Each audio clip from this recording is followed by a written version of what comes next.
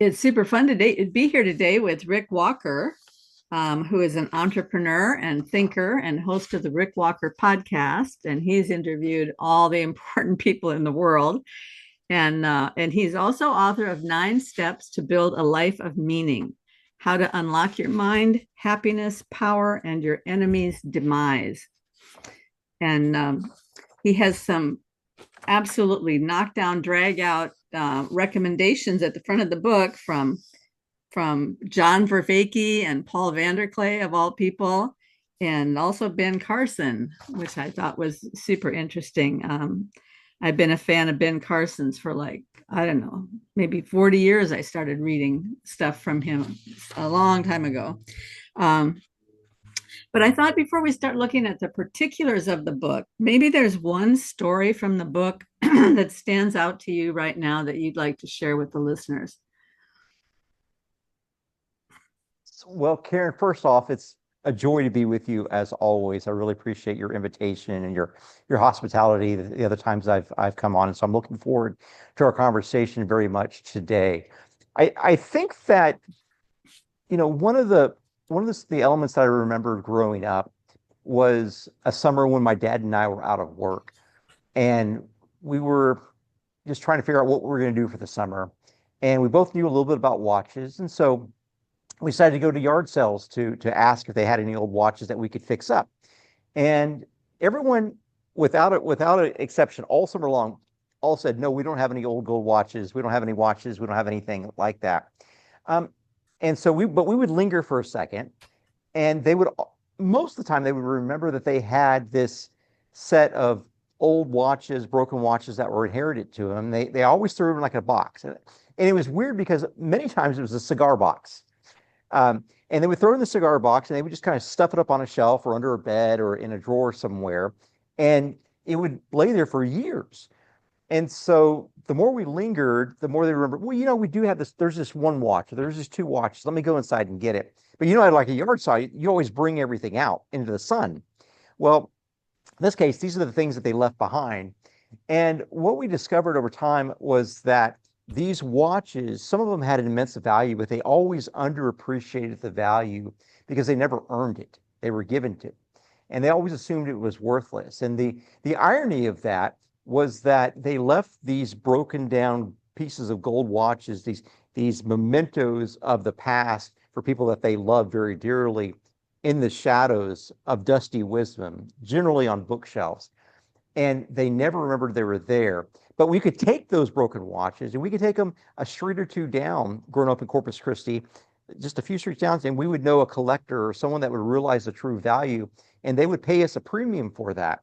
And so we were able to what's called arbitrage that transaction, take one item from a person that didn't know the true value of it and bring it just a few streets over, clean it up, maybe do some minor repairs, and sell it for much more to an investor that realized its true worth.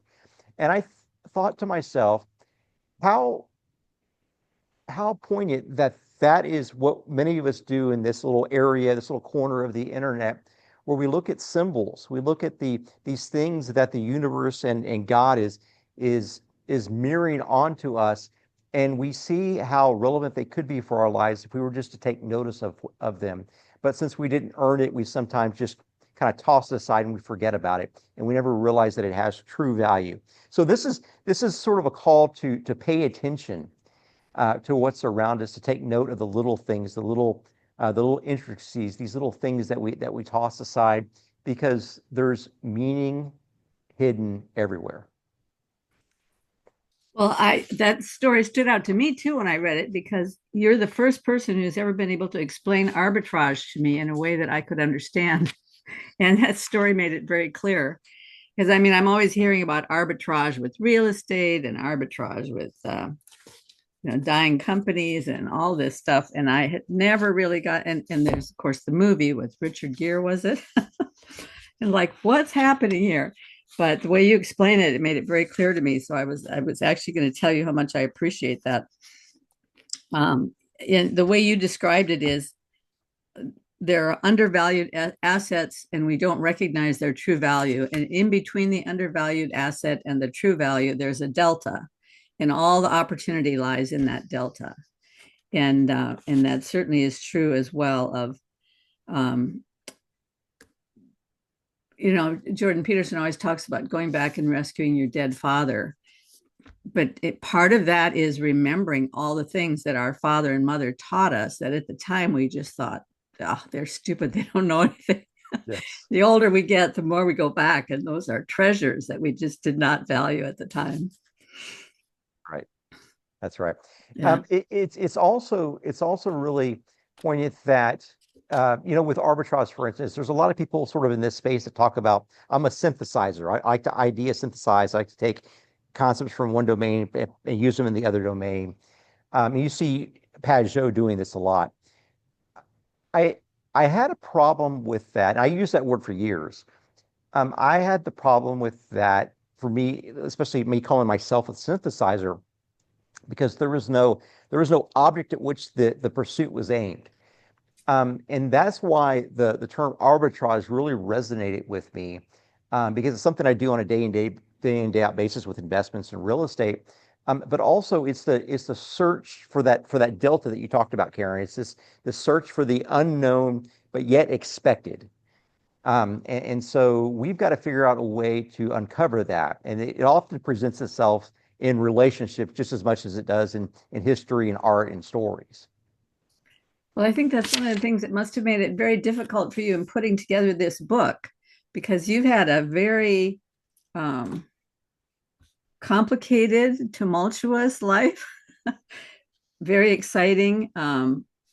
Lots of scary things have happened, and lots of successes and lots of failures, and and then to try to put that all together with this framework that you build of 9 steps. And so you set it up in a kind of companion framework so that there's a downside and then there's a redemption of the downside into the upside, and that repeats itself 3 times, I think, in the course of the book, which kind of helps give it a frame and guides the reader through this really amazing life that you've had.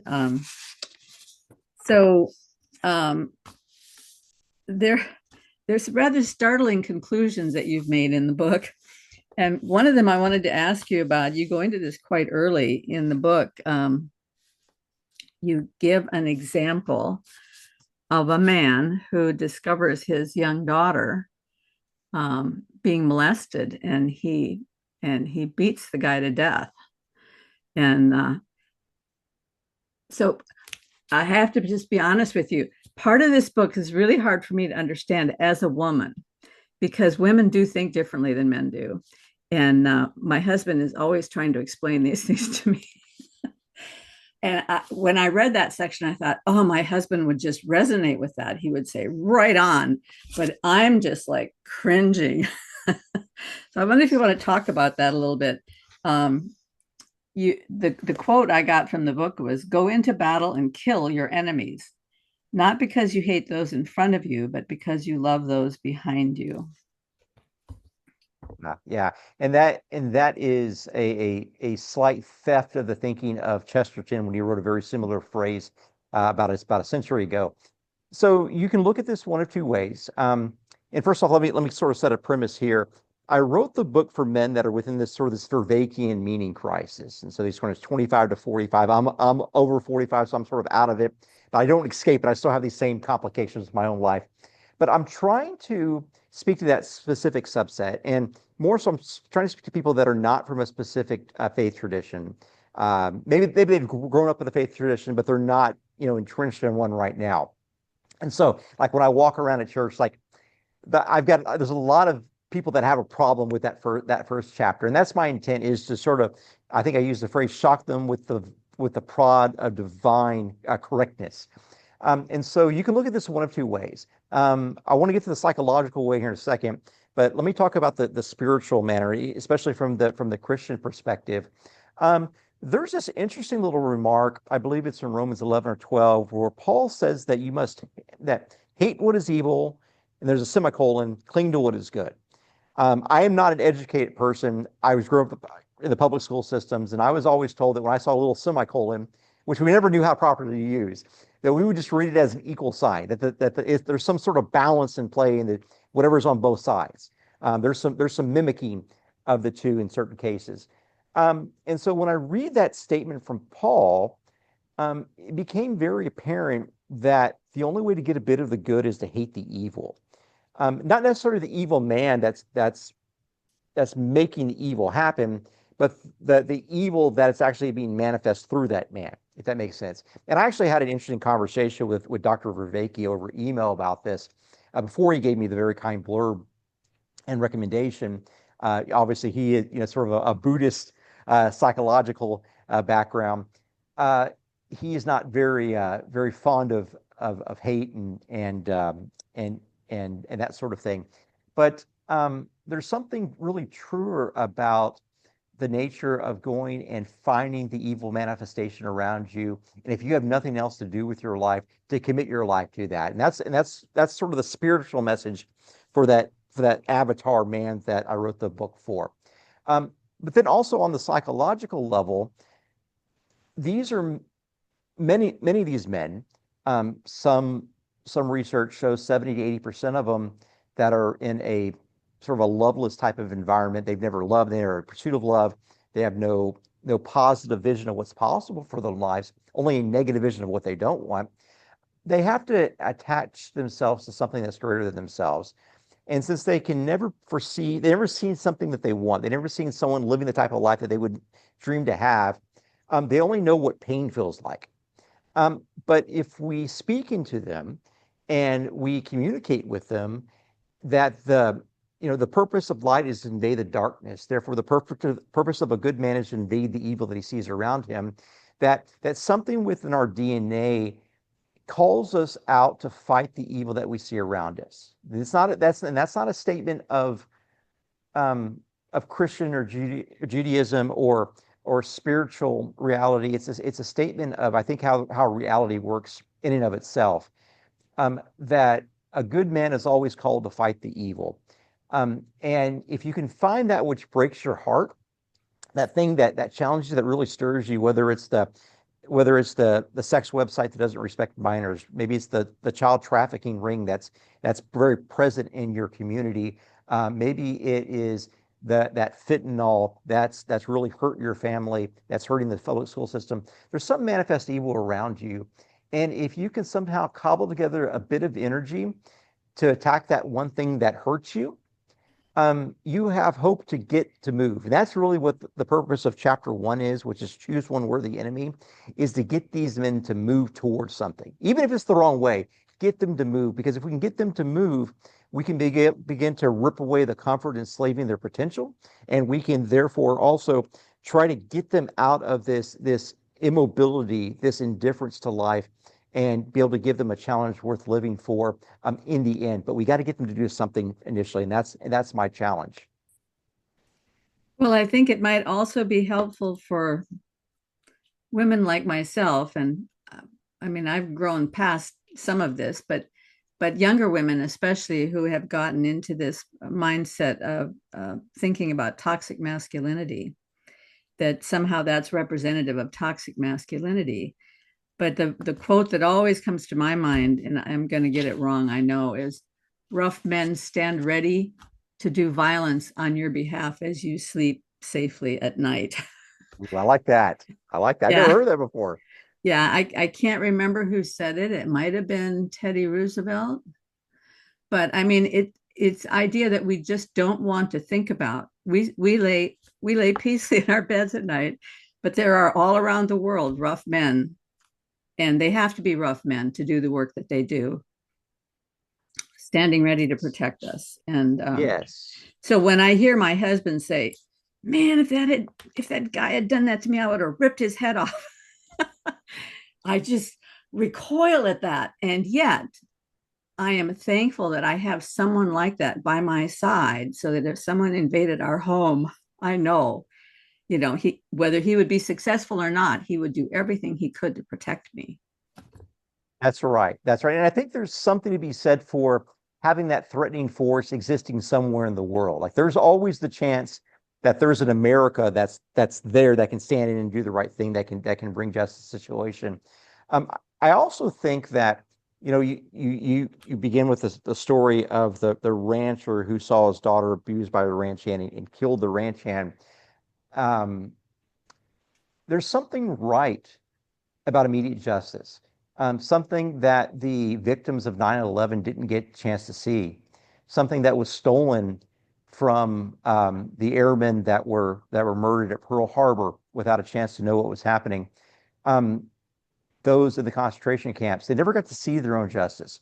And I think one of the promises of Scripture seems to be that you shall see your redemption, you shall see ultimate justice with your own eyes. These very eyes that we see with now will somehow be resurrected in the end, maybe for the purpose not only of envisioning, glory and beauty himself, but also to see that redemption, to see that justice put on trial once and for all, and for things to be set right. And so that's a little bit what I mirror in that first chapter that you then begin to see towards the end of the chapter, this idea of the vision, um, the idea of vision being your ultimate redemption. And so that's something thematically that I like to see play out, because that's something that I really believe. I never really found a scripture that backs that up, but it just seems like that's something that's really, really true. So I think this is still in the first chapter, but one of the stories you go into that reflects this too is the political loss that you suffered. You were running for office, and you made some mistakes in your campaign that resulted in a loss. This was very vivid for me because I suffered a political loss back in 1982 for a lot of reasons, which I'm not going to go into right now. I had a win first. I served in office for 2 years, and then I lost on the back end. Um, but I remember what that felt like. It's a crushing, even if you can see it coming, it's a crushing feeling. But you didn't see it coming, and then the numbers come across the screen, and wow, a massive underestimation of what a loss could feel like. So I wonder if you'd like to talk about that a little bit. Yeah. So our home flooded in Hurricane Harvey back in 2017, and our community was in disarray. A couple of weeks later, our congressman for many, many years announced he was retiring. So the way that funding in Congress works is that generally those that have more power, more seniority, more fundraising capacity, those are the people that have a little bit more clout in Congress. And so when you're in a flooded community that's hit with all sorts of disaster, not only to rebuild but also to remediate the water infrastructure to be able to save your community from doing it again. This guy's going to retire. It became obvious that I need to step up and do something. And so I decided to run for that congressional seat. Um, Along the way, there were not 8 other people that got in the 9-person race.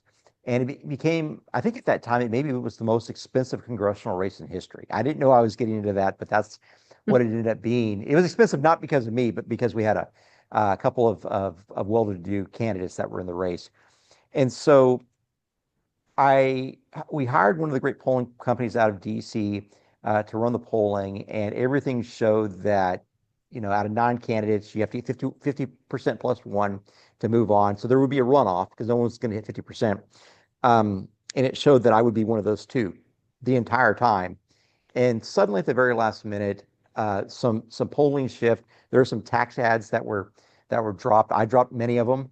On one of my opponents, and she dropped them on me and some others. And so it sort of shifted things around from the polling standpoint, and ended up losing, obviously, from that. And it was just really a painful time, So, especially so wait, it was the result of the negative campaigning that caused people to turn against you and the other candidate, that the two of you were kind of lobbing attack ads at each other, and then both of you were out of the running because of that. Even though yes, you had yes, yes. originally been in the lead, the two of you ended up at the bottom. That's correct. That's correct.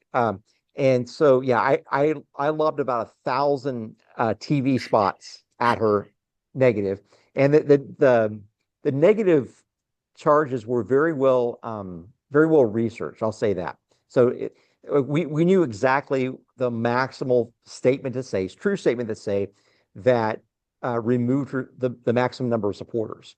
And so we just did that 1,000 times on TV.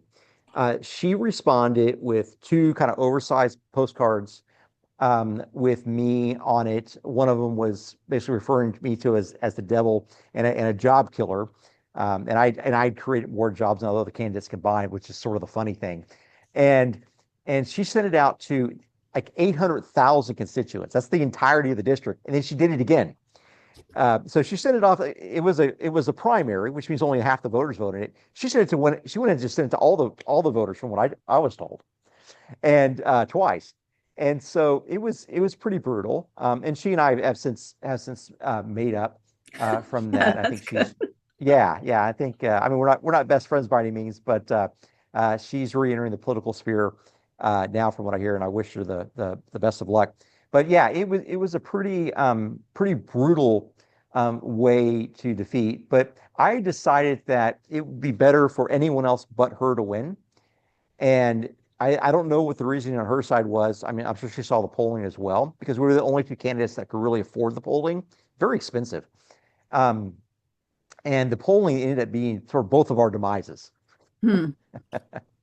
Well, one of the lessons that you got from that was weak men like me, you said, live by comparison. Yeah, yeah. That's the sad thing. It's men like me in that state that look with envy on the people that have greater popularity in a political case, the people that have, more sort of brain power in the online space, people that have more charisma on the online space.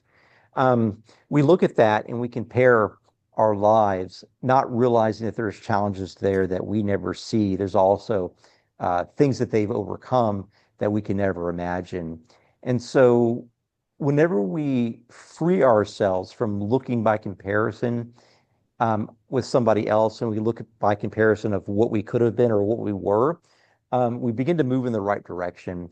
It begins to be a relationship based off of not envy of others, not jealousy of others, not competition with others, but uh, a relationship with ourselves that's focused on a vision of what's possible for us in the future. And we begin to live in the future instead of living in the horizontalness of relationships. Yeah, you talk about the aim that everybody needs to have an aim towards an ideal in life. And that made me think about a quote from John Vervaeke that he posted on X this week. He said, determining our meaning in terms of our purpose is dangerous. Why? Purpose is something you are working towards a goal. If you never reach it, your life was meaningless. Plus, the sense of meaning often vanishes once the goal is achieved. So he says more important is orientation. And that I thought about that when you said that about aim. You need to have an aim towards an ideal. That's an orientation rather than a purpose. Because that orientation might give you lots of different purposes. Then you have to figure out how to organize your purposes, I guess. Yes. Yeah. That's certainly the challenge. The and I think you used the line in the book from Bruce Lee's book Striking Thoughts, where he says that low aim is the only crime. Low aim is the only crime. Um, and so that didn't work too well as a step. So I had to say aim high before I said that. But that's step two. Aim high. Aiming low is the only sin. Um, And what did that exactly mean? I mean, when you translate that from Bruce Lee, I mean, was he speaking in the physical material realm that when you aim low, that's unfair advantage because you're taking out your enemy at his weakest point. Um, or were you speaking metaphorically? What exactly do you mean that a low aim is the only sin? I think that he may have been speaking both. I was certainly speaking in the nature of value. And I think that's maybe a differentiation between how Vervaeke would think about this. Obviously, he has some interoperability between purpose and meaning. A lot of people will clump the two within the same definition. Um, I write later in the book that the wisest mind looks into the most distant future for the most valuable reward that it can purchase with the currency of the present. Okay, say that again a little slower because I don't think people are going to get it so fast. And it's a monster statement. I'm Yeah. sure I stole this from someone, Karen, but I can't find it. So, Yeah. um, but the wisest mind looks into the most distant future for the most valued reward that it can purchase with the currency of the present. Well, So, it sounds exactly like Jordan Peterson's philosophy, except that it's been collapsed into a sentence. yeah, yeah, yeah. And I think Frankel has a very similar philosophy as that. So that is the philosophy that puts within parameters the definition of what a wise meaning, a wise purpose is. That the purpose that is in the pursuit, which I think Vervaeke would probably have some agreement with that. But it's the object of the pursuit that redeems the purpose. Um, and so the higher and further out, the more value the end goal, the end purpose is the pursuit, the greater the purpose, the greater the meaning of the life is. And the goal for the human life is to attach itself to a purpose or an end goal or a most valued reward that is indestructible. And that's how we ideally will aim.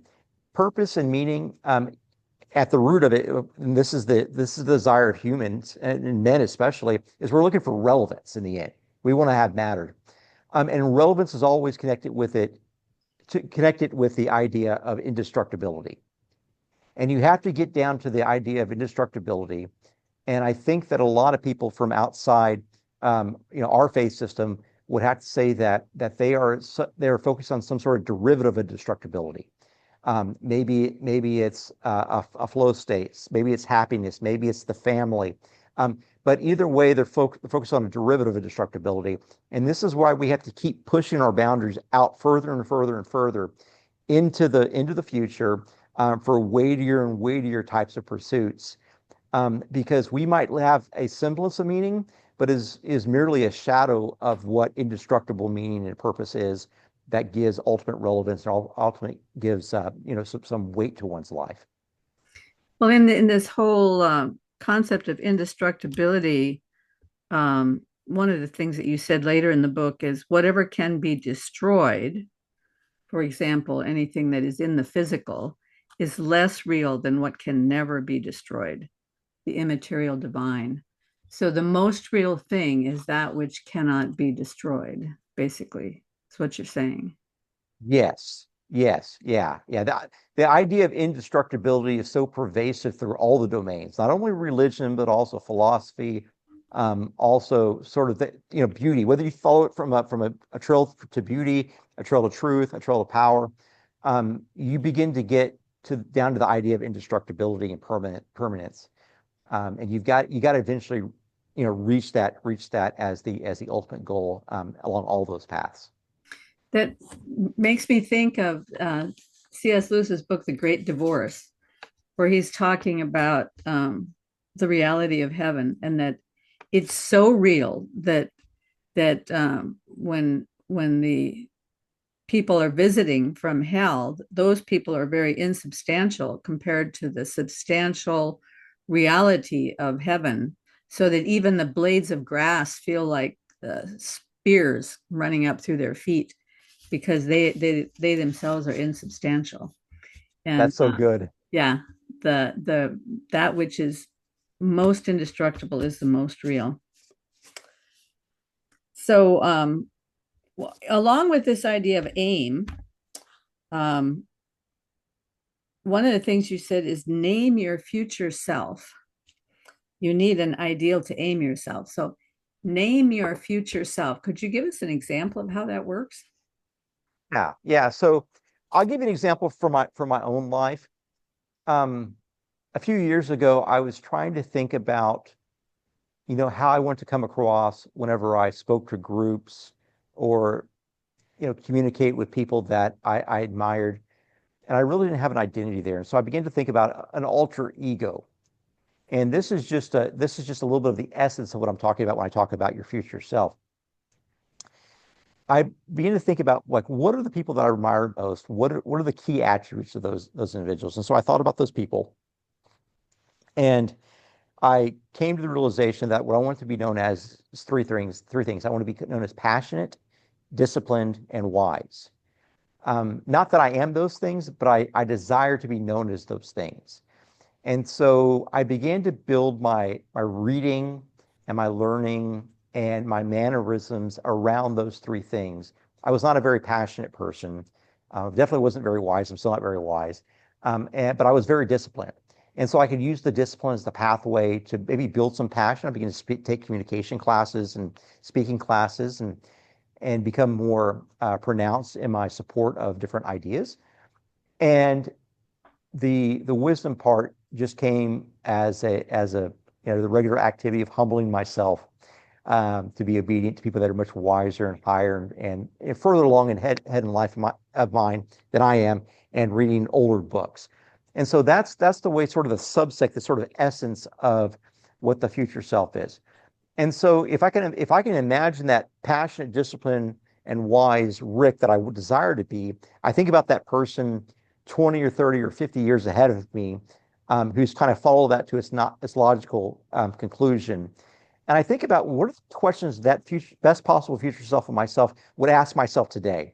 Like he would not ask me about, like, what makes you comfortable. He would ask me about, what do I need to do right now to take the next step forward towards that person.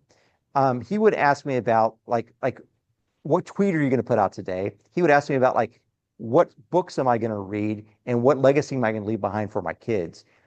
He wouldn't ask me about, what are these people that are talking about me? What are they really saying, and how do I defend myself? No, he's going to ask me about, how am I going to love those people and move on ahead despite what people think about me. Um, and so he's going to call me higher, to myself. And I'm also going to assume that person also loves me more because it's myself. And so I set up this series of questions, and I think you'll see this, I believe, in every one of the chapters. This idea, think about your best possible future self, and imagine that person asking you this. And then I list questions, um, and it's an element of self-reflection. It's also an element of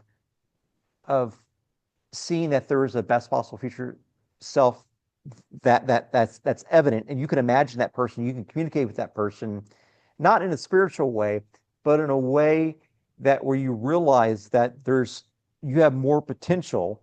And the more you imagine that potential, if you go back and read like a Goddard or someone like that, the more that you imagine that potential, the more it begins to actualize itself, in reality over time. I mean, your todays are nothing more than the whiff of your futures. And so whatever our minds imagine, your reality will put together. And so that's one of those things that I've got to figure out a way to get people to communicate. And that whole idea came back from Frankl, Man's Search for Meaning, that if a man has a responsibility or love, that he can look forward in the future, even if that love has already died, he can survive through almost any tragedy. Well, when I was reading that part of the book, I was thinking about how much that is similar, really, to painting, making a painting. I was going to say painting a work of art, but I'm not sure that I would want to call my paintings all works of art. Some of them are, some of them aren't. But the process of creating something, actually, my husband goes through the same process when he creates a new design for a product. It's this idea, you have the idea. So somehow ideas have causal power in the world, because if that idea is compelling enough to me, then I want to instantiate it in the world so I can share it with other people. So if the aim of my future self is compelling enough to me, I have to find a path to get there so that that can become instantiated in the world. And Dorothy Sayers talks about this in her book, The Mind of the Maker, which I'm always hammering on because it's such a great book. She describes the three parts as the idea, which is eternal. I mean, it's not in the physical reality yet. It's an eternal idea. And then there's the energy. That part is the process, the entire process of the making. And that includes the physical resources required for it, the physical energy required to produce the product, the continual um, benchmarking, looking at where I am, bringing it back, comparing it to the idea, looking at the new context with new things that have happened, and assessing that again, bringing it back to the idea. That whole process in there is called the energy. And then when it's complete, that's called the power, because now that thing has power in the world. It will influence people one way or another. And it seems like that's the same exact framework of what you're talking about with having the ideal of your future self. And the thing about that kind of vision is that your vision is always going to outrun your skill. So you have this picture of your future self when you're 25, maybe. You picture what you're going to be when you're 40. But by the time you're 35 and you've gone through a lot of life, maybe you've had to adjust that picture, and maybe you've pushed it out a little farther, so that and then you need to learn new skills to get there. So your vision is always running out ahead of your skill, which I like to think is God's gift to us. If it weren't that way, we wouldn't have to keep striving, and we wouldn't be willing to face the challenges that we face in life. Oh no, I agree. I love that. I love that. And I've been entranced by the painting over your right shoulder, the blue and red painting. That seems like it's got maybe a blue heart in the middle. It's the larger of the Oh, two. oh, wow! And I never I, thought about that. It does kind of look like a heart from a distance. it, It's actually I took it from a picture of um, some square dancers. But as the image started arising on the canvas, I realized it's an image of family. And Mhm. you probably can't see from this standpoint, but there's a man and wife, and then there's a daughter in the background, and kind of reminded me of our family because we have a daughter. So Yeah, no, I love that. And you can feel, I mean, again, I'm looking at it on a tiny screen from a distance. And so, but I can sense the warmth, but also the energy that went into creating that.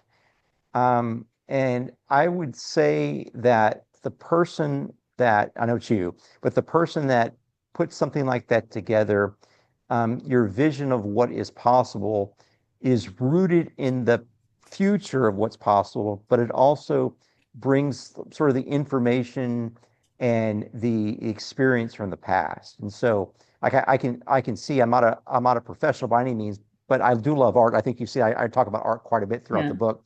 But I can see that passion, but also that there's a lot of warmth. There's some bright colors in that painting, but there's a lot of warmth in it. The way that you put that together. So I just, I really do appreciate that. I love seeing that there. So the next thing that you said about aim was aim to discover one high unifying truth to build your life around, for that is where true life lives.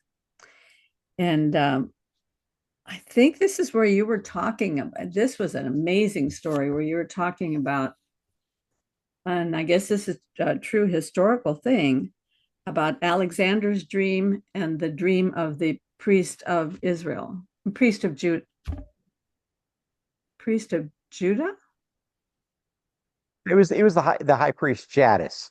That's right. Yes, Yeah. okay. Yeah. Yeah. This is one of those stories that no one knows about. In fact, I interviewed who I believe to be one of the foremost authorities on Plato, Alexander the Great, and C.S. Lewis on my podcast last year. And I was telling him a little bit about the story. He said, "Where did you find that?" And I said, "Well, it was in William Whiston's The Thundering Legion book from like 400 years ago. I don't know what it was, but it was a long time ago." And he said, "Well, I've never heard about this." I said, "Yeah, he cites Josephus and he cites I think Eusebius for the story." And I've gone back and read those two sources as well. And then I read William Whiston's, and William Whiston seems to put a little bit more, not theatrics, but it's a little bit more prescience on the story there. But yeah, it's this great story of Alexander the Great, who is alone praying one night, and he gets a vision. He gets a vision of a man in white, surrounded by men in purple robes, and he has this ephod, or this sort of crown type of thing on his head, and it has the name of it's emblazoned with the name of God. And so everywhere he goes, he's kind of in the back of his mind searching for that, searching for that. And he stumbles across Jerusalem. And right before he arrives in Jerusalem, again, this is probably the most dominant military force ever. Right before he arrives in Jerusalem, some say it may have been a day or two before, Jadis the high priest has this vision as well, where he is to open the gates to the attacker and let him in. And this vision that they both have ends up being what the natural man would think would be the complete demise, where the Jadis commands the gates to be open when he sees the approach of Alexander the Great's army, letting the invader in, the most powerful force, into the walls. And Alexander the Great ends up being there, seeing the gates open. He approaches by himself with Parmenion, his lieutenant. And if he had not approached by himself, he would have the military there. He would have the military to fight against him from the Jewish side. And the Jadis, the high priest, comes out to meet Alexander face to face. And had he not opened the gates and was obedient to his dreams, and had Alexander not been obedient to his dream and gone to, face this face to face, they would never realize that the priest himself was wearing the very crown with the name of God emblazoned that Alexander saw in his dream back in Macedon.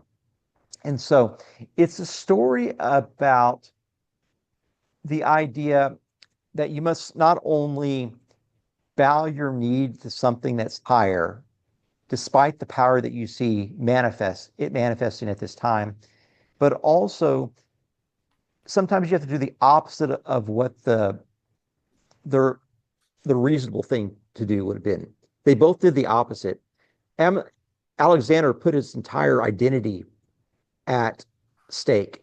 He knelt before Jadis the high priest, and he actually ends up going into Jerusalem, going to the temple and making a sacrifice in the temple, according to, I think, Eusebius.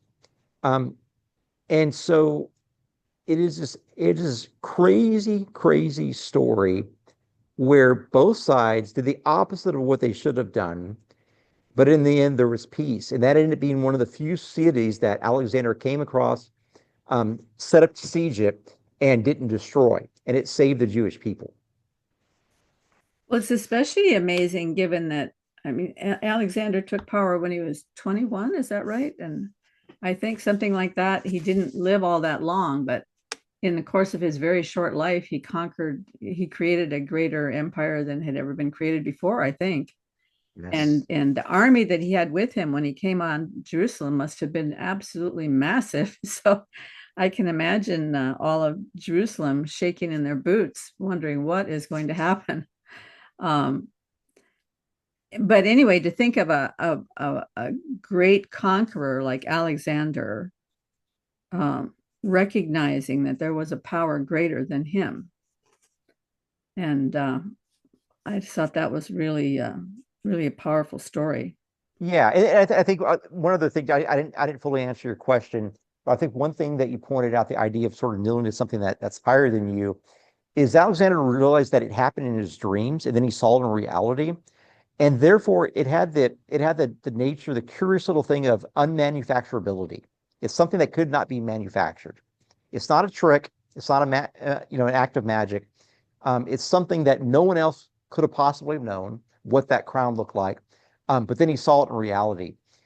And there are these glimmers of the divine that we were all exposed to, whether it be a comment of someone that you pass by. Maybe it was, that medical scare with one of your children. there are these little glimmers of the indestructibility that's all around us, and they always, from my experience, they almost always appear in an unmanufacturable state. Um, and so whenever you begin to look for these sorts of threads, you see this obviously unmanufacturability that's tied to sort of that most distant, indestructible type of objective. We begin to weave these themes together, and we begin to get a maybe a higher dimension perspective of what we should be pursuing in life. Well, of course, that makes me think of a later story. I shouldn't be making you tell all your stories because then you're giving us the whole book. But but talk about an unmanufacturable story. The story of the time that you did the 7 day fast and what you discovered from that, and then what happened out of that is such an amazing story. Um,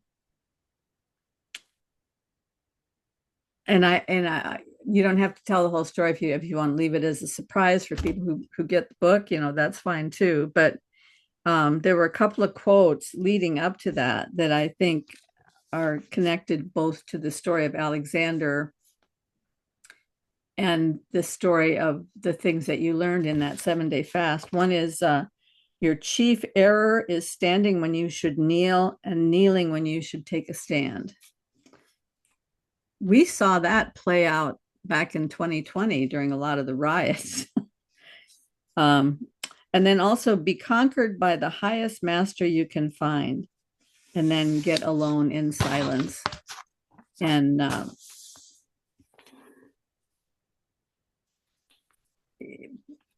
I think that also connects up with the idea earlier about finding a worthy enemy. So let's just back up a little bit. The finding a worthy enemy is not just finding the enemy on the outside, but sometimes it's finding the enemy on the inside. Do you want to talk about that a little bit? Yeah. Most of us think that we have too many challenges, and what we should be looking for and working towards is lessening the burden of those challenges. Um, but for me, and I suspect for many of the people that watch this podcast, that we really have to be thinking about the opposite of that. Um, we need more challenge in our life. We're aiming at the lower challenges. We could be aiming at a higher challenge.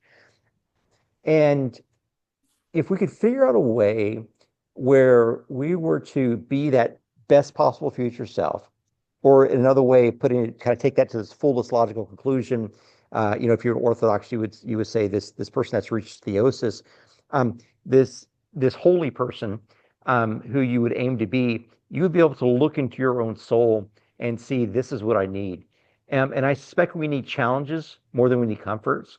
I suspect that we haven't worked hard enough, and I even say in the book that you've never met anyone that's worked hard enough on the right thing. Um, we don't challenge ourselves enough. And when we don't challenge ourselves enough, we begin to victimize ourselves. And this is this funny little thing that happens within us, and Tolstoy writes about this in his Confessions, where we fail to take up the agency that God gave us whenever we run away, or we balk, or we try to dismiss challenges, we try to dismiss hardships, and we take up the comforts that are around us. And sometimes those challenges are meant to improve us. In fact, they're generally always meant to improve us. And if we can't get that little part of our lives together, he'll give us another challenge. Reality will give us another challenge. On that, we're going to learn the lessons, and the lessons is, I'll use your Lewis.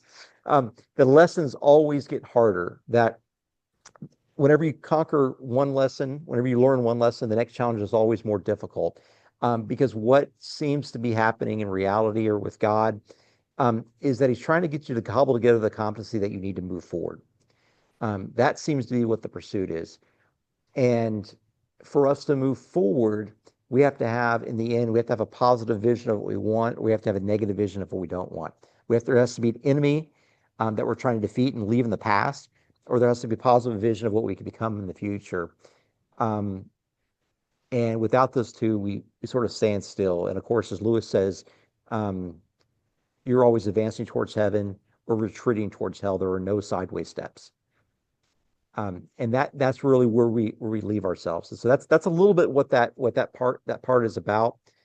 But yeah, I mean, I think it takes many of us like sort of a medical tragedy, something that we know we can't fix on our own, to see what really matters in life, to have the destructible threatened so that we might get a glimpse of the indestructible, um, to get a whiff of what this meaningless search for likes really is, um, for one vision of what a true love could be. I think oftentimes we dismiss facts as truth and we discard truth because it looks too much like hard work. And I think I say in the book that a million likes can never equal single love. So too, a million facts sometimes never equals a single truth. And so we've got to push on, through these lesser things into the higher things, and that often comes in the form of not only sacrifice but also, um, trying to become more. And God will. I'm losing the Lewis line. He likes to use pain. Pain is his megaphone he uses to rouse the deaf world. Yeah. Um, so you just mentioned love, and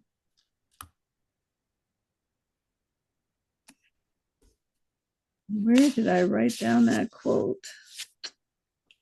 It was something about, it was when you were facing this medical challenge and you talked about, um, maybe one of the greatest things in life is being able to lie in bed the night before, a surgery and be able to put your hand in the hands of the one that you love. Um, so without kind of spilling the beans on the whole, dramatic, miraculous thing that happened, maybe you could talk a little bit about marriage and what do you think? So, so I read almost half of the book before we got to talking today. So the second half of the book is also a mystery to me, but it did make me think about, you talk quite a bit about the love story of you and your wife. And I wondered if you'd like to just talk in general about what you've learned about marriage and, what it means to love someone, what it means to sacrifice for someone. I came to the conclusion, and I had to go back and edit the book in the first half of this, that we're called to live lavishly on the outliers of love and evil. I make the comment that you never send one bullet when you can send 100. Never send one rose when you can send 100 roses. You must live lavishly on the outliers of love and evil. Um, there's something that's centering about finding love and pursuing love. And it's not only for myself to think about my wife and all the struggles and all that, she deals with me. I'm a hassle. I'm a real big problem. I can Um, imagine. I mean, my husband is like the original Energizer Bunny, and I have a feeling that the two of you have a lot in common. I mean, he never stops, and that's a great thing because I never have to have a honey-do list. Everything is done before I could ever even think about it. But on the downside, for someone like me, who I need a lot of time to think and cogitate, he's always on the go. So then I always feel like, oh, I should be on the go too. I should be doing stuff. It's really to get two people together on the same page is a challenge. So yeah. Oh, yeah, very much so. Um, but I think there's a theme throughout the book, that if you want to get a glimpse, if you want to get a vision of what's true, you must retract your eyes from that which is false. Love works the very same way, that love requires you to basically sacrifice all those potential relationships you could have, and go all in on one relationship. It's the same sense of trying to find truth. Um, it's made in the sacrifice. And then once you get down to that sacrifice, if you identify who that one person may or may not be, you never know for sure. I mean, you might feel it. You might get this tingling in your soul, this tingling in your body. Um, But you then get down to the sacrifice of yourself, the pieces of you, the wants, the desires, the inclinations for you to try to warp the other person into your desired vision of what a perfect woman or perfect man should be. And that's not love. That's not love. So then you got to rip that desire out of your life and embrace the person not only for who they are, but for who they desire to become.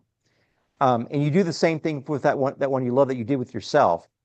You find out what her hopes and what his hopes and dreams are, and you ask that person. You begin to treat that person like they're that best possible version of themselves. And this is part of the Goddard philosophy, where you have to make it's the law of assumption. You have to assume that that person is already the idyllic vision of who they desire to be. It's the Dante treating Beatrice as she is already divine. Um, it's the vision of us setting forth an ideal man as the ideal to worship and to emulate in Scripture. We see these ideas pervasive, and also works on our individual relationships. So I don't see the mistakes. My wife doesn't. She sees the mistakes, but she doesn't call me out for the mistakes. And I'm blessed. I'm deeply blessed from that. I've got a woman that I don't deserve, but I have in my life. Um, she sees the mistakes and she loves me through that because she sees who I could become one day. But she also sees that our daughters are watching her love me and to forgive me and to overlook my mistakes. And she's training them on how to one day be a proper wife and be a mother. And so you begin to see this mirroring happening through the family. Um, that happens where me loving my daughters is also me loving my wife. Because not only do I see her image in them, but I know that her one desire is for me to be a good father to them. And also, their one desire for me is to be a respectable, loving, providing husband for their mother. Right? It's sort of this round. Dante goes and says that love is like a circle, and I think that's a little bit what he's talking about. And so, but we never get a vision of that when we're on the periphery, when we're looking for that first person to date, or the first person to love, or that even that for that first person to ask out. And so, one of the things that I encourage people to ask themselves is like, what would happen if I went to the nearest cafe and I sat there and bought 10 average looking single women a drink? And so I got one number. Um, what would happen if I went and did all the oil changes for all the single mothers in my apartment complex without asking a dime, no strings attached? Um, we have to eventually become the type of husband that those sorts of women would want to see their future husbands become. Um, and the way that you do that is begin acting in the present like you would expect and hope to have yourself act in the future. Um, and so that's a little bit what it's like. And I write a lot about love in the book because love and evil, like they're the opposites. I talk obviously beauty is the technical opposite, the inversion of evil, but love is it's an incredible force, but also love is a sacrifice. And so we've got to talk about that, and we go in depth on that in the book. Well, DC Schindler talks a lot about love and beauty is occupying the same space. So I'm not surprised that you came to that conclusion. He's working his way through Aquinas when he talks about that. And yeah, so like I said, I don't want to give away too much more from the book, but is there anything else that you would like to tell people about the book? Maybe why you decided to write it, what led you to that? Because I know it's a sacrifice in the midst of your schedule with all the businesses that you manage and all the things that you have going on and parenting your girls and being a good husband and just managing everything that's going on in your life to take out time to sit down and write out a book. That's a big commitment of time. Yeah. It took me 2.5 years to write this book. 2.5 years. And it's not a very thick book. Um, one of my goals was to try to distill knowledge, to make ideas as dense as possible, And like many people like you and many people that watch this channel, I've read a little bit. And I was trying to tell a few, a while back, I think I've read 1,000 books to prepare to write one. But also I've had a really different type of life. And I think you alluded to some of that in the book, and you'll read more as you progress through. I have some experiences, and I've been able to meet certain people that are people that I never thought I would get a chance to ever meet or talk to or learn from. And I try to do my best to approach those relationships and those conversations with an immense amount of humility. I'm naturally a very very ego-driven person, and I've got to continually beat that down. But whenever I have approached those conversations, I realized that I learned a lot. I learned a lot. And so I think I had maybe conversations with 100 to 150 of the most competent people alive at various times. You mentioned Ben Carson. Ben Carson's been in this room multiple times. My office is up there. He's taken a nap on my couch in my office. Um, we actually celebrated his wife Candy's birthday, her 70th birthday, just behind the room on the other side of those paintings. Hmm. Had the cake there and everything. And so I say that not to brag, but just to say that like, God's put me in some crazy places to meet people that I'm not qualified to be in a room with. But if he puts me in there, even if it's on accident, even if God made a mistake, which I don't believe him, it's my duty to observe and to ask and to humble myself to see what sort of knowledge will cascade down, and maybe I'll get a drop of it.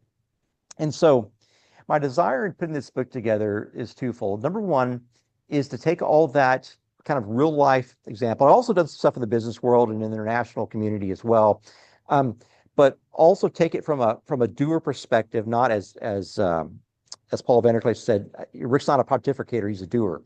Um, I'm taking it from the opposite domain, from Vervaeke and Peterson and people from that sort. I'm taking it from sort of the real world domain where I don't really know the classical terminology, the technical terminology of what I've dealt with and what I've seen. But I know that these 50 some odd countries that I've done negotiations in and done work in over the years, I know that there are certain things that work and certain things that don't work, and there's certain truths. And I've been able to test some of those truths out in the wild. And so I wanted to first off write this book as a distilled and a compressed form of this. And you'll see like a lot of these quotes that maybe you were talking about, Karen. I worked really hard on getting the rhythm of the quotes right and Mm-hmm. stripping out excess words. That's what really took 2.5 years, is for me to delete stuff, delete words, delete letters, delete symbols. You'll see a lot of one word sentences in this book. Because I'm trying to give you dense knowledge, but I'm also trying to give you memorable knowledge. I want you to remember that if a drop of hope exists somewhere, it threatens all threats everywhere. I want you to remember those sorts of truths, because not only they're true, but they're usable. Like you can recite that. You can tell a friend that's hopeless that, hey, I've got a bit of hope for you, and let my hope invade your present. Because if a drop of hope exists anywhere, it threatens all threats everywhere. It's a malleable, it's a fungible, hope is a fungible thing that we get out there in the universe. And so that's what I wanted first. But the second thing I wanted is, dad of three girls, they're telling me, Dad, some of these boys, they're not even thinking about girls. They're not even thinking about girls. And I see this, boys not in high school, but people that are maybe 10 years older, where there's no hope for love. There's no even, desire for it, it seems. And so what do we do? What do we do? And I'm assuming that it's going to get worse. And my kids are in middle school and high school. And I'm assuming that there's not going to be another father around that's going to be as intentional as I am. Um, and I want the best for my daughters. And I figured if there's not going to be a man out there for my daughters to marry, I'm going to have to build a man. And if I could give him one thing to read, this is how you're a man. Um, I I want you to read this. And so this is the book that I'm going to give my sons-in-law one day to show them how to be a man. Not that I'm a perfect man, but that if you can see through my failures, to see the hope that I had on the other side of the failures, see what I've learned, so can you, right? If one man can be forgiven, so can you. If one man can be healed, so can you. If one man can rise from the dead, so can you. There's all these truths that are true. And so this is my effort to help that next generation, even the generation after them, to see what's possible for a man who makes a million mistakes but stays after it. Sometimes some of us are just too stupid to quit, so sometimes we win. I love that. I love that whole thing. But I got stuck on this idea of your daughters not having anybody to marry because I've been thinking about this for a long time. On my channel, I've talked to a lot of young men who cannot find the women anywhere that are interested in getting married and having children because so many women today are trapped in the feminist mindset that everything is about career and you want to work until you're 40 and then maybe think about getting married, maybe think it, but by that time, children are kind of, for the most part, out of the question. So I've been thinking a lot about what can we do, and one of the conclusions that I came to, and I'm just going to throw this out because Yeah. maybe you're a person who has a lot more influence than I do. Maybe you can make this happen. Um, you know, there's two parts to this. One part is that I think that there's some way in which there is an ecumenism happening that is not based on compromise, but based on moving one level higher. And I see this happening in a lot of the churches around here. And we've been blessed recently to find, we've always been in the Protestant tradition, but I have longed for a long time for some more liturgical kind of a service where there's, because I believe strongly in the reading of scripture. I believe strongly in communion every week. Very hard to find a contemporary Christian church outside the Catholic or Eastern Orthodox where those things happen. But we have found a Presbyterian church which has this beautiful liturgical service that's, you know, so filled with the call to worship, the confession time, the teaching of the word, the whole liturgy is there, and so many young people coming, and it's just thriving, and the young people love the old music and the reading of scripture, and so I can kind of see this thing happening where maybe we can stop arguing with each other. Oh, I don't want my kid to marry that kind of a Christian, and if the pastors could come together, the pastors and the priests could come together in any community and say, we all know who our single people are, and we all know what kind of people they are, and we could talk with each other. I mean, sort of yenta, do the yenta thing, but with the pastors and the priests. Or if not that, at least maybe have 3 or 4 festivals a year where all the young people from all the churches could come together, and there could be feasting and dancing and celebrating. I think something like that has to happen. We have to get to a place where they can meet in community, not just online, not just through some app, because the water cooler is gone. That's never coming back, right? Opportunity to meet at work is gone. That's never coming back because of the whole harassment thing and all of that stuff. So, what do you think about that? I think that's genius. That's genius. I mean, it's that third place, and I don't think Starbucks is in third place. It's that third place that probably has the responsibility. If the second and the first are, you're at home by yourself. You shouldn't be on an app looking for relationships. Maybe you are. I don't know, but that was before my time. But yeah, I think that makes a lot of sense because you have that like-mindedness. You also have that relationship there. You have a little bit of comfort there. I think that's good. Um, I think that because of the apps, um, a lot of men have not experienced the excitement of rejection, like just the The possibility of excitement. rejection, That's the really excitement of rejection. Yeah, yeah, you call yeah, that yeah. excitement. Okay, tell me more. Well, I mean, it's that idea that a guy like me is going to get rejected more than I get accepted. I'll just tell you that. That's the way it was growing up. I got rejected a lot more than I was accepted by young ladies. And but there's always that anticipation of what if. Like what if she says, "Yeah, I'll go have coffee with you." Or back in my, it was going to Sonic. It was going to Sonic for a cherry limeade.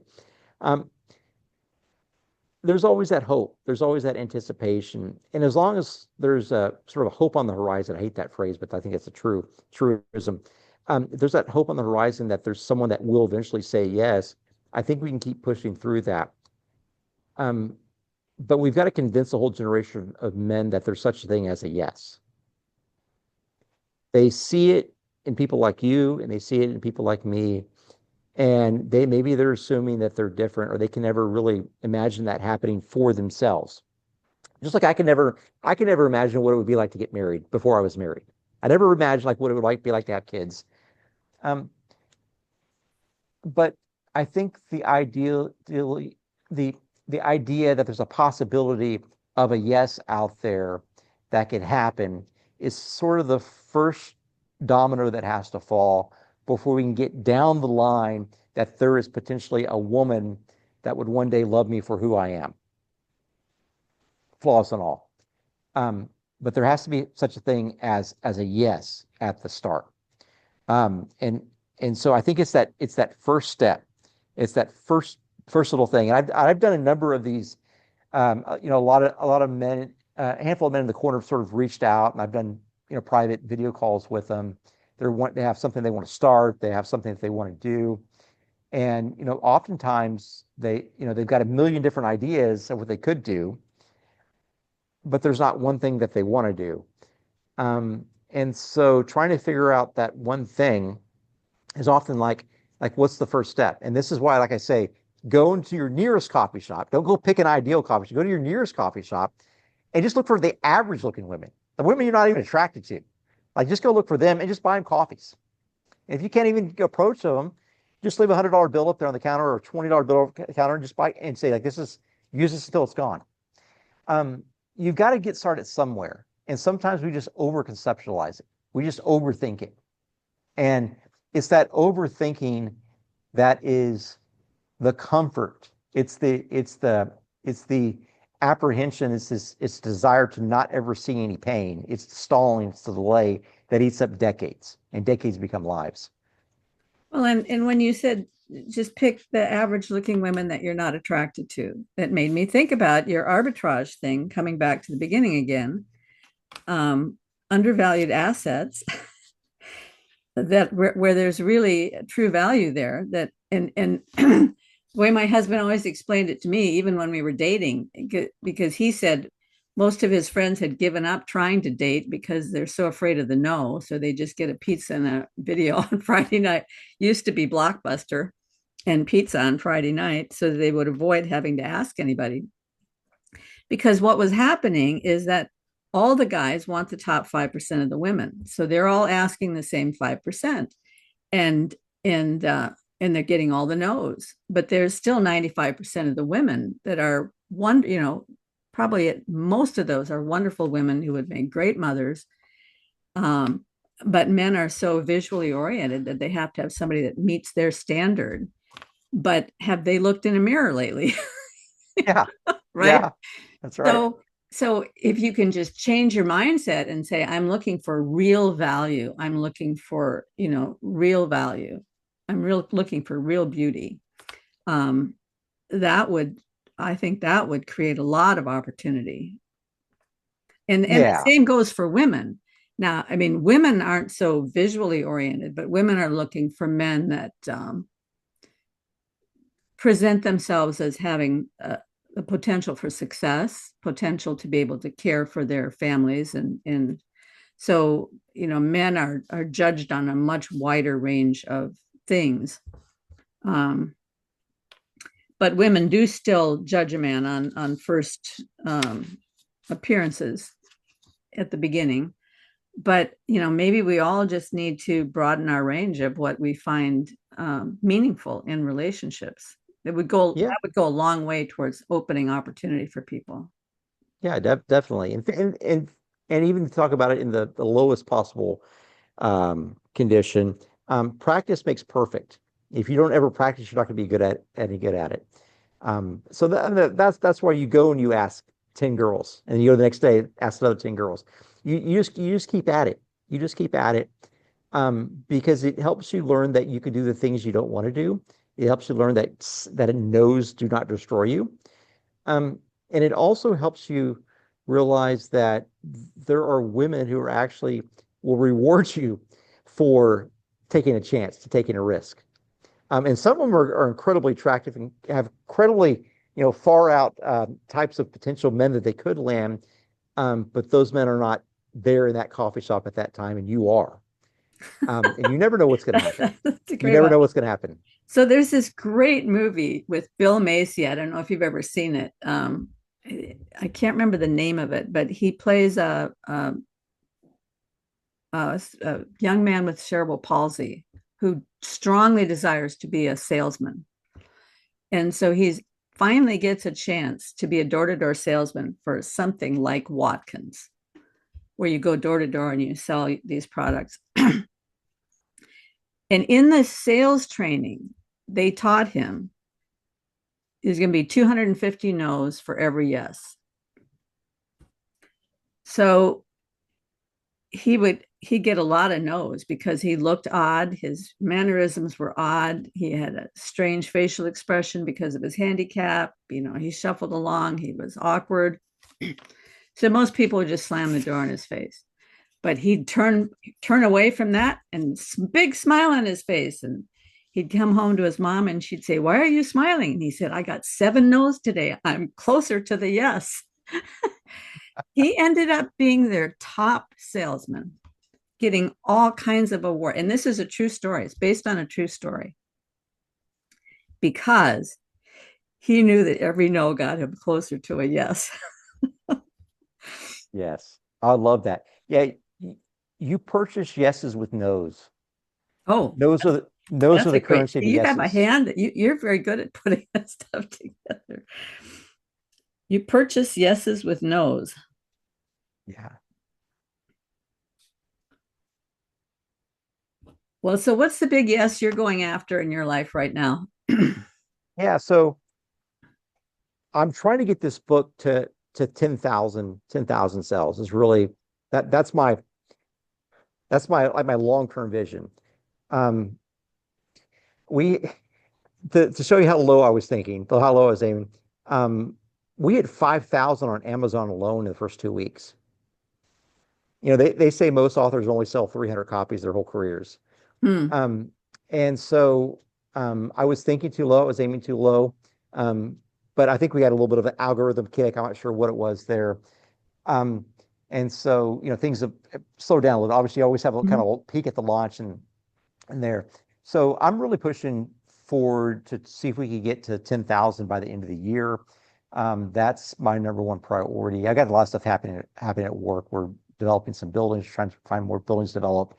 Always I have investors that invest in these different properties, these different funds that I run with my team. And so I'm always dealing with sort of those sorts of meetings as well. I've got 3 of them this week. And so that's always a focus. Um, but I think trying to get just figure out this book sales business. It's a different business. I'm not very good at it. So I'll give you an idea. I know you're a numbers person. So they say that like when you run ads, like I'm trying to figure out Amazon ads. They say when you run ads, you should expect about a 10% conversion rate. So if someone clicks to go to your book, they should buy about 10% of the time. I think right now my conversion rate is like 0.7%. And so like I'm thinking to myself, like, all right, so I'm like 1/15th of what it should be, of what average is. So what do I do? What do I do? It's not very efficient to run ads. But I've got to prioritize like what's the efficient thing to do? Is to run the ads at a break even or a profit, or is it for me to be able to hit that 10,000 number? Because once I hit the 10,000 number, I free myself to go do other things. That's sort of the deal that I made with myself, that I could start working on the next big project. Maybe it's a book. It probably will be another book because I really enjoyed the process. But after I hit 10,000, then I can free myself to go do that. But I've got to just sort of focus on marketing and plugging the book with my spare time until then. And so that's what I decided to do. Like, if you're telling me it's going to cost me 15 times more because my conversion rate is so lousy, I guess we're going to do it. I guess we're going to be wasteful with money. Oh And, no, there are better ways. Maybe we can talk about that offline. yeah, yeah, I'm interested. I'm interested. But the best thing so far has been this little newsletter that I started up last April. That's been the best out of all of them. Been the what that you started up? This little email newsletter Oh, that I started up last April. That's moved a lot of books, and that's actually been pretty successful. But like the X ads and the Facebook ads, you'll sell books on that, but the conversion rates aren't very high. Same thing with the Amazon ads, and so yeah.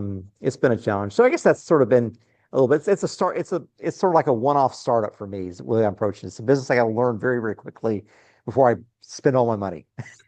Well, so if anybody does want to buy, I'll put in the show notes places that they can buy the book and your email, your website address, and anything else that you want to tell people about where they can find your book. Yeah, so it's at Walmart, it's at Barnes and Noble online, it's at Waterstones in Britain. But yeah, Amazon is probably the main place that folks will go. We got a hardback, I have an audiobook edition as well. Depending on when this releases, there's a lot of Kindle sales that are run. I can't control the prices on other sorts of formats, but the Kindle I've Mhm. got a little bit of control over. So for instance, I think this week and next week, it's 99 cents on Kindle, Mm. just because I'm trying to get the idea out, the Mhm. ideas of the book out. And then it's there. And if someone can't afford the book, reach out to me. And I've had a number of people reach out to me say, Rick, I can't afford the book. Message me on LinkedIn or something or Twitter, and I'll just send you a copy of the book. And so because I really Well, I your really goal for believe, this isn't to make money. Your goal for this is to get it read by people. yeah, I'm so inefficient and bad at this, Karen. There's no way I'm making any money on this. Don't tell my wife. Don't tell my wife. That's all that I ask. Well, I want to thank you so much for coming on. I wonder if we could talk for just a minute offline. So I'm gonna close this down and thank everybody for paying attention. And I always forget to tell people at the beginning, but if this kind of content interests you, like and subscribe. I'm not very good at the marketing thing either. And we'll talk offline here for a second. So tally Same. ho, everybody.